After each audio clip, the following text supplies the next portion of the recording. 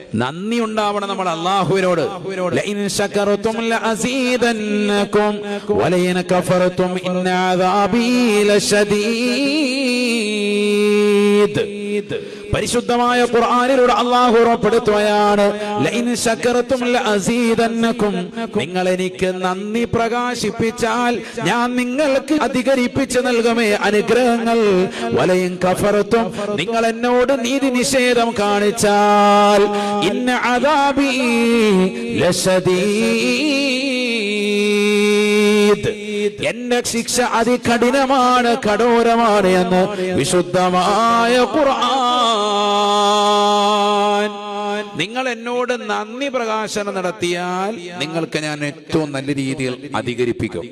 നമുക്കൊരു വീട് അല്ലാഹു നൽകി, വാഹനം നൽകി, സാലിഹീങ്ങളായ മക്കൾ, അംഗവൈകല്യമൊന്നുമില്ല, പ്രശ്നമൊന്നുമില്ല, അൽഹംദുലില്ലാ ഒക്കെ പറയുമ്പോൾ മനസ്സറിഞ്ഞ് പറയണം, അൽഹംദുലില്ലാ അൽഹംദുലില്ലാ, അങ്ങനെ വേണം ചെല്ലാൻ. നിങ്ങൾ നിങ്ങളുടെ ജീവിതത്തിൽ അൽഹംദുലില്ലാ മനസ്സറിഞ്ഞ് ചൊല്ലി നോക്ക്, ജീവിതത്തിൽ വലിയ നേട്ടം ഉണ്ടാവും. അല്ലാഹു തൗഫീഖ് തരട്ടെ.